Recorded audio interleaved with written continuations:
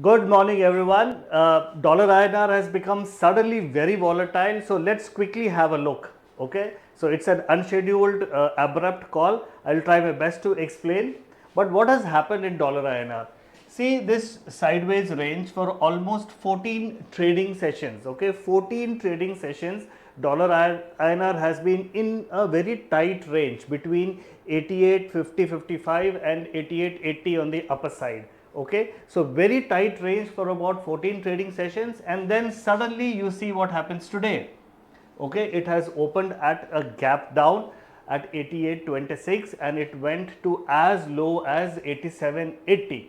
So what has driven such a strong rupee? Okay, there are multiple rumors floating around. There is a very strong rumor that some good progress has been made in US India trade deal, so probably some good news on tariff.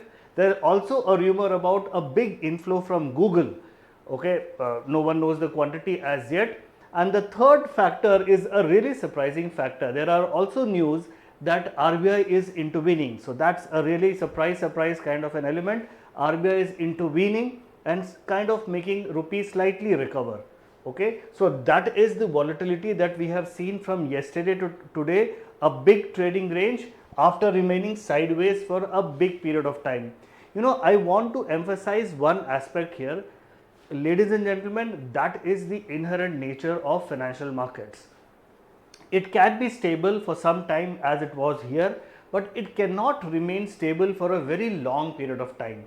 Volatility is the inherent nature, with millions and millions of participants across the globe with their greed, hope, expectations and their trade positions. You know, it has to be dynamic, it has to be volatile.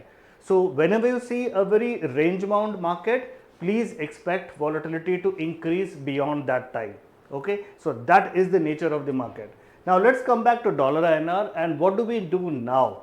If you look at this upward sloping blue trend line, there are three trend lines, the blue on top and the red in middle. It's a simple linear regression channel, and that has come around this 88 level, 88.10 level. That is the support trend line at that level.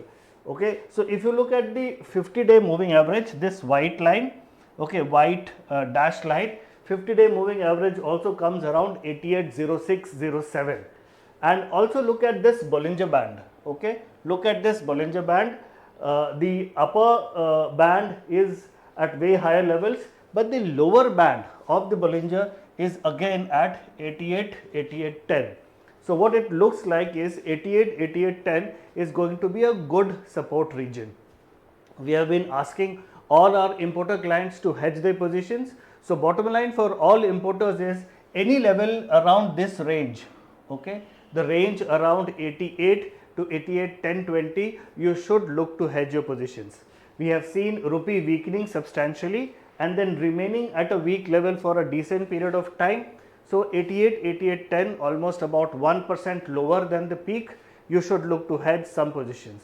You can also look to do some options, vanilla options as well as forwards. Do a combination so that risk is diversified.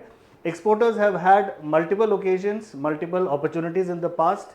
I am sure they are reasonably hedged. I have covered a lot of videos in the past where I have suggested exporters to hedge both using forwards and vanilla options. Okay, so please remain hedged. Volatility is the inherent nature of financial markets. Don't expect it to be stable and range bound forever. Okay, so that is it from my side. Happy hedging and have a great day ahead.